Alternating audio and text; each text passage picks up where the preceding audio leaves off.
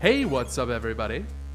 So I got a number of requests to do some commentary the next time I uploaded a Curse of the Moon 2 video. What you're seeing here is a new record time I set offline. So we're gonna go through it together, do some unscripted commentary.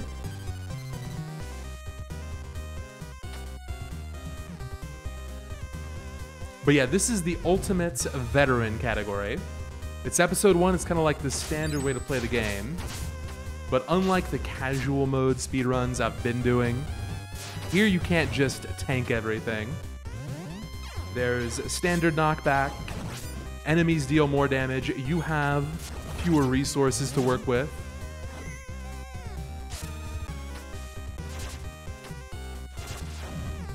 So in general, this is a much tougher and more brutal category. However, there are a couple of tricks you can only do in Veteran, like that damage boost, for example, does not work on casual mode.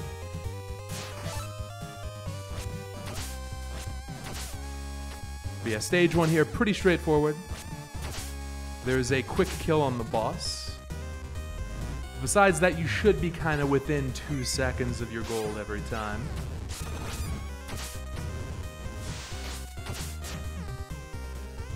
I guess we can talk a bit about Zangetsu's moveset in Ultimate. You do have a Charge Blade. It's been slightly nerfed compared to Curse of the Moon 1. It's tougher to get double hits, but it is possible. And if you get those in a couple of places, they can save a lot of time. Besides that, Zangetsu's got a triple slash in this game, very Mega Man Zero. You can hold down to keep your sword hitbox active in the air. That's a cool feature. And all of the sub-weapons are upgraded. So the Ball and Chain, the Holy Water, and the Demon Essence are all much better than in the first game. We're gonna see a little bit of that here.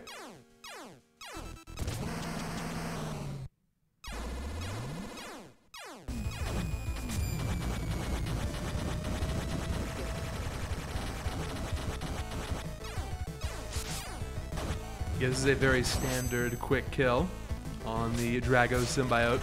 And you'll notice the Holy Water, it's like a pillar of flame. So it deals more damage and it's got a much better hitbox.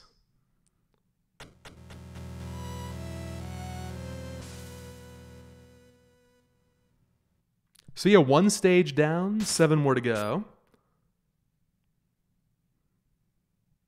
Now, it's Ultimate mode, so it's pretty much going to be the Zangetsu show. But the other characters do play a role, and I think they played more of a role in Veteran than they did in Casual. You know, because you can't tank every single hit, you gotta switch back and forth a little more often. And I like that about this category. We get more appearances from the rest of the cast. Yeah, this is stage 2. This one's also not that bad. Unlike in the casual route, we can't go to the left here. It's way too tough. It ends up losing time, and we really need the MP upgrade that you get on the right. So we gotta go this way.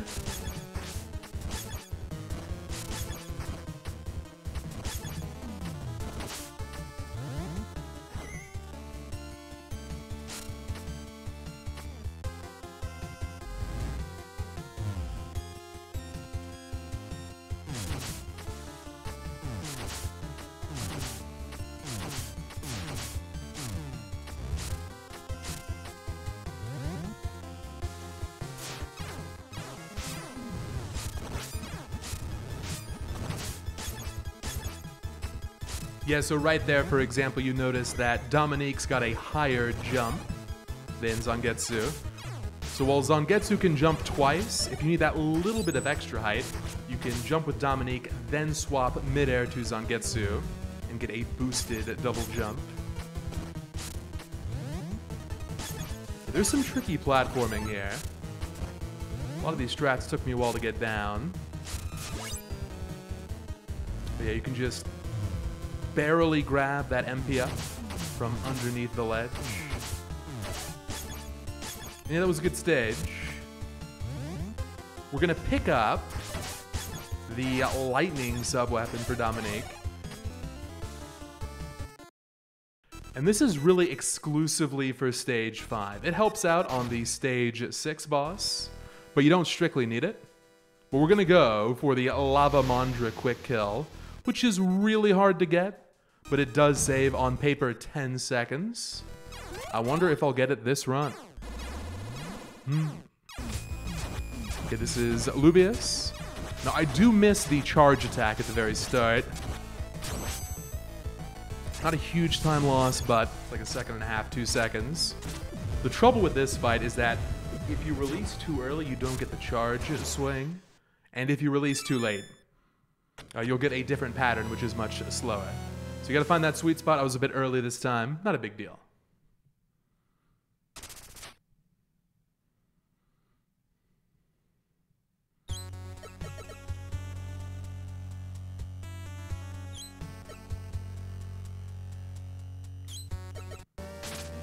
And hey look, it's Robert. Now in the old Ultimate Veteran record by Bobby, Robert didn't get a lot of use. We're gonna see a little bit more Robert in this route.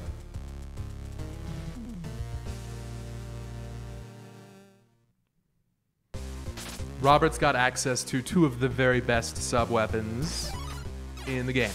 You got the machine gun, and you got the big gun. And the big gun we're actually gonna go out of our way to pick up right here in stage 3.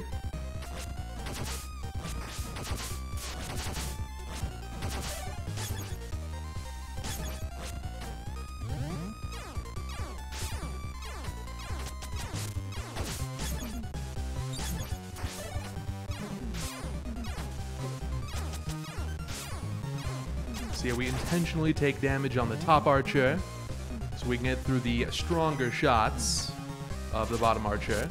Those deal a lot more damage.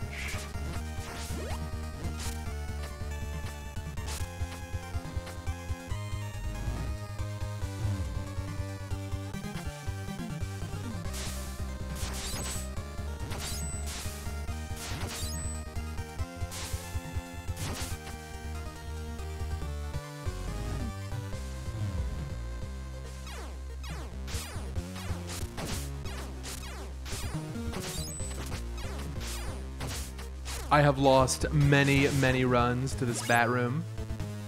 That's a decent pattern.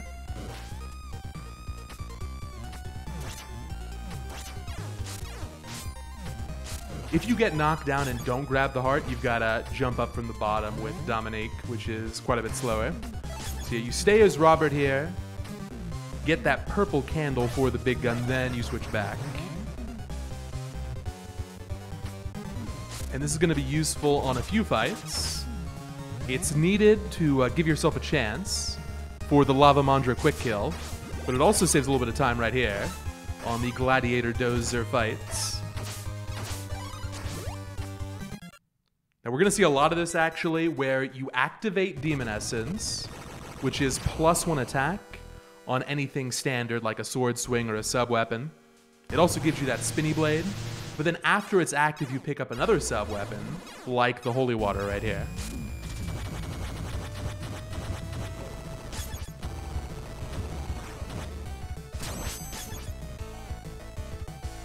Yeah, that's a pretty solid boss 3. You can get that in 3 big shots, but I didn't get the double hit with Zangetsu at the start, so we had to go for 4.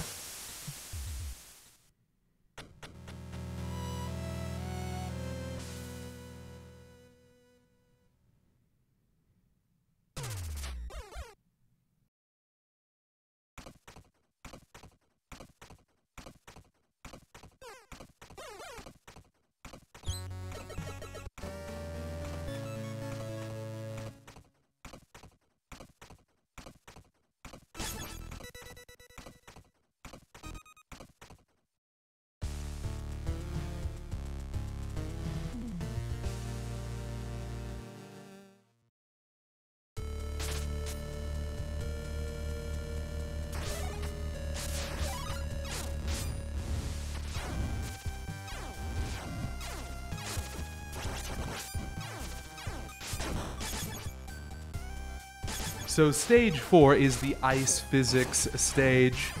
which you think would make it a nightmare to play, but it's actually one of my favorite stages in Ultimate Mode. Inti Creates gives you a lot of tools to make dealing with these ice physics actually pretty fun and interesting, although it can be frustrating at times. Now in this room, in casual mode, you just switch to Robert and blast all the way through. But here it's actually slower, because enemies will push you back on veteran mode. So it's quicker to just run through as Zangetsu.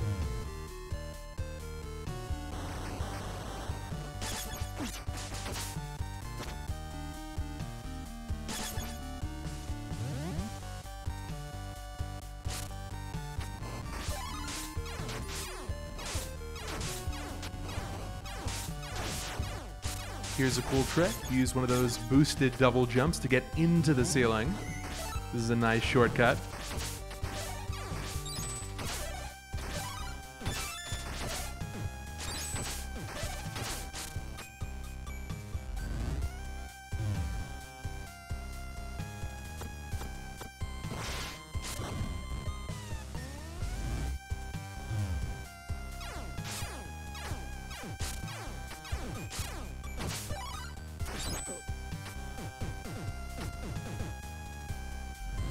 That one bonk right there is like the one mistake in this run for stage 4. Otherwise, really good. And I want to say the boss is also pretty well executed. See, every bonk costs about a second.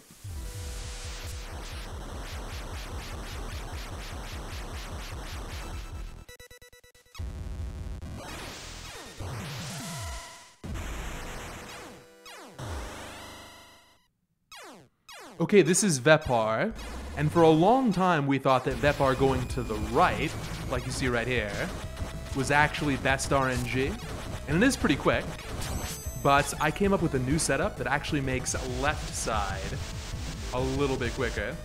You can get some really crazy multi-hits with a certain left side setup. Okay, that was really good, that's very textbook. Then for phase 2 we break the spikes with Hachi. If you want to avoid losing time, you can miss a total of 1 hit here at the bottom. You gotta time your triple shots with the jumping blade carefully. So yeah, perfect boss and almost a perfect stage. Just that one squid bonk. Alright, so the first half of the run is done.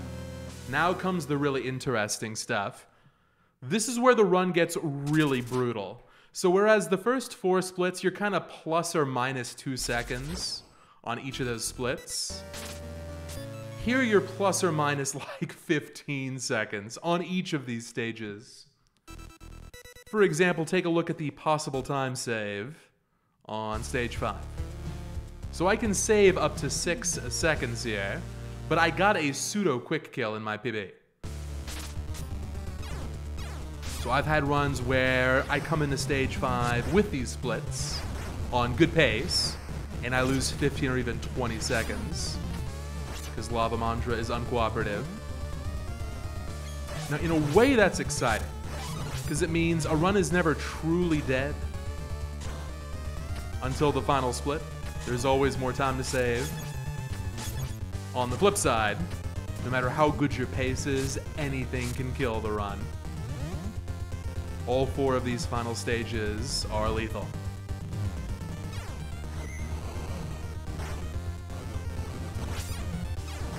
I will say the platforming here, this took a long time to grind out, but it's made stage 5 maybe my favorite stage, just the platform through. The boss, not so much, but the platforming here is really great.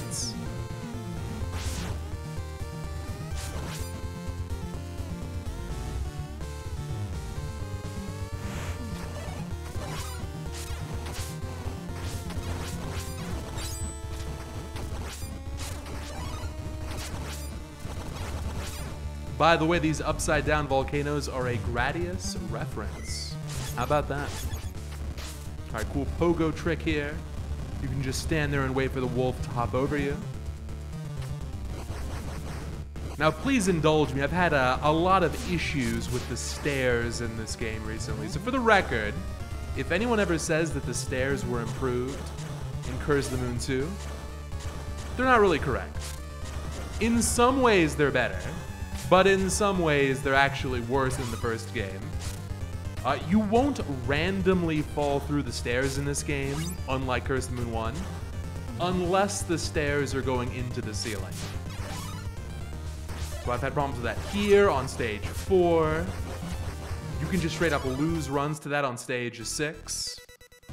So yeah, if you're trying to land on stairs that are out of bounds, quote unquote, sometimes they won't work. It's very sad. Anyway, on to the boss here. The quick kill is just impossible. It's just impossible. You just hope it works out.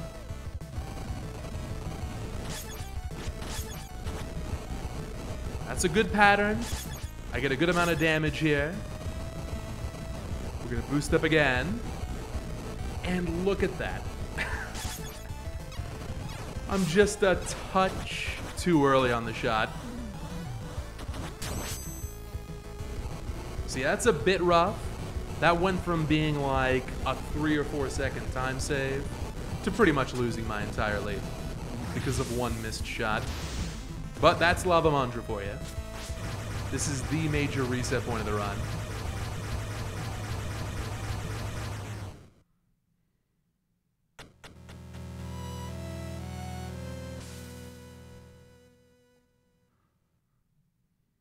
But hey, not to worry. We're going from one RNG hell boss to another RNG hell boss. In my opinion, Titan Commune isn't actually as bad as Fire Rahab when it comes to RNG, but it's pretty bad. It's pretty rough. The difference between best pattern and worst pattern in this category, it's like 7 seconds. And I'm comparing against the gold here.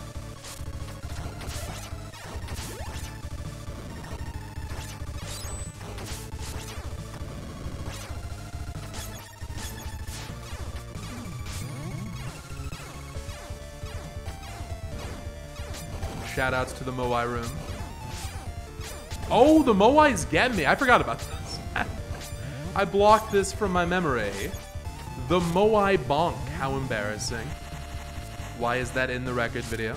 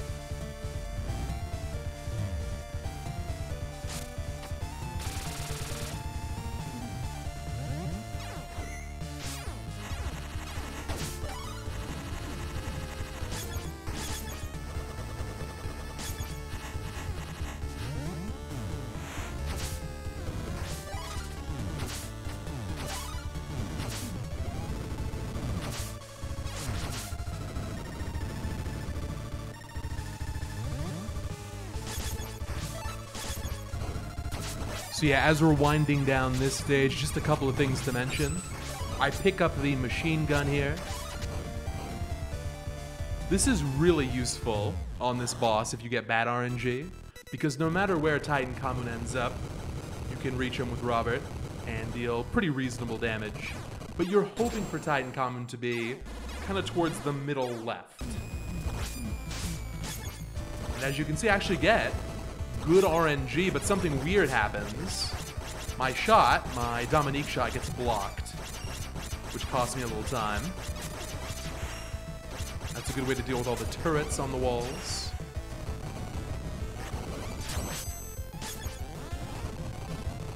See, if that shot hadn't been interrupted, I would have saved probably like 3 seconds here. But still not bad. Good stage, okay boss fight.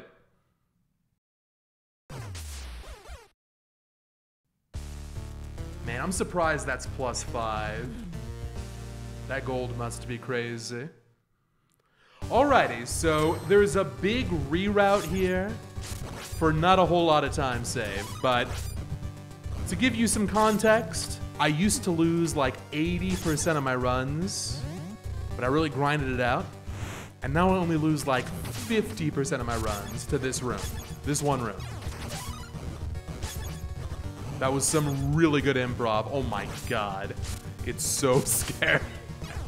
Just watching this is scary. So yeah, taking this impossible route at the bottom is actually faster. And it's not even over yet.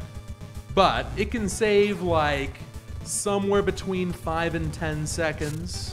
Probably closer to 5, but closer to 10 if you're playing like insanely well and you get lucky.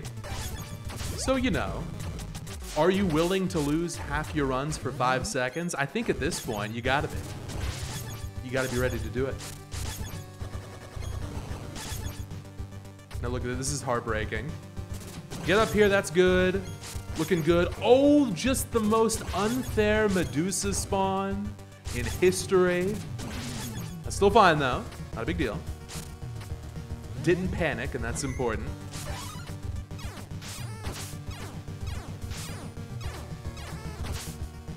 Frog room here is impossible.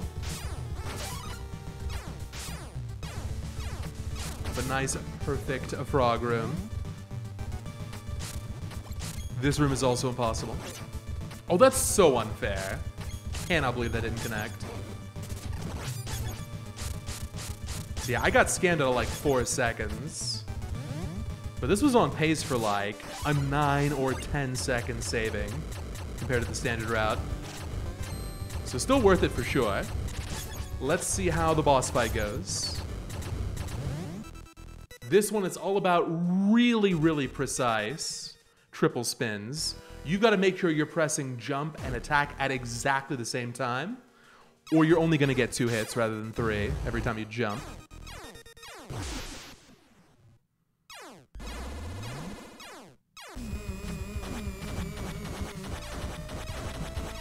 A lot of triples here, very nice, but a bad pattern, so a little unlucky. Last bubble got me. That was okay. I would give that a B-. Good start, unlucky, and then a mediocre finish.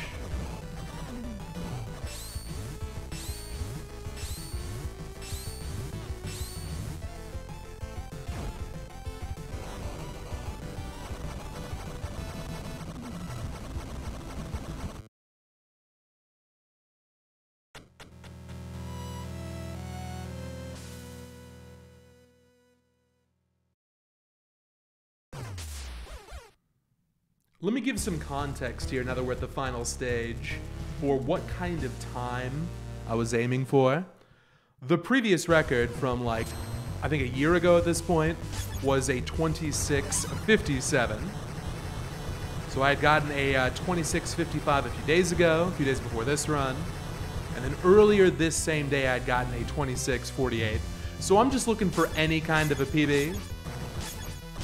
As you can see, my best possible time right now is a 26:49. But there is a quick kill on Beelzebub that saves a good 10 seconds that I've never gotten before. So you gotta keep every run going, just in case.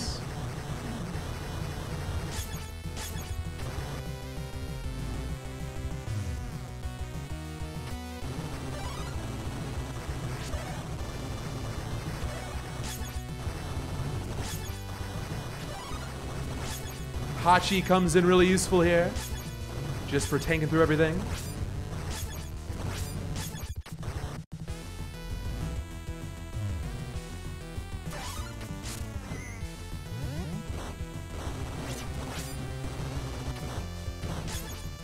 Yeah, I like that strat a lot.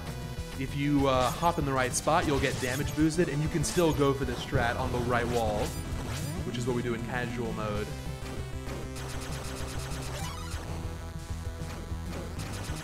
Bump into the dragons here. Get some iframes. So your HP is going to be a little low, which actually is relevant for the final boss. But there are a couple of timely health pickups along the way. Nice double hit on the demon.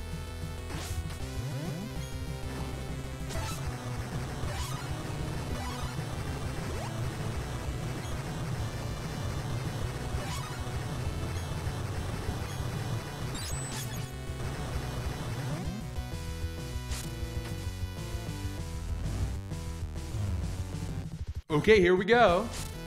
The quick kill requires good luck, a lot of precision. You really can't afford to miss hardly any attacks. So here we go, let's see it.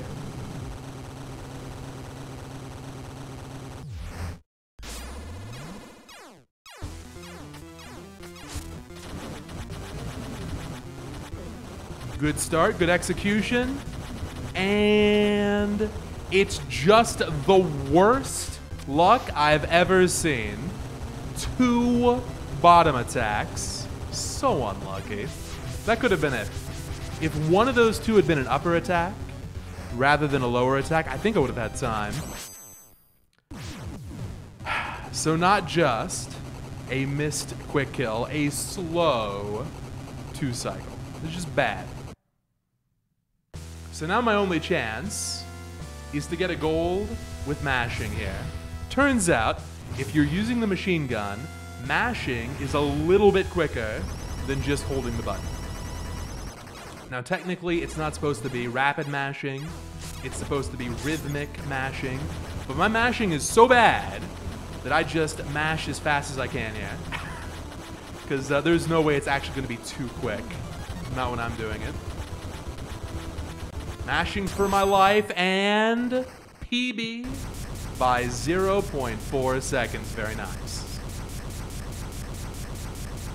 So yeah, this is my best time to date.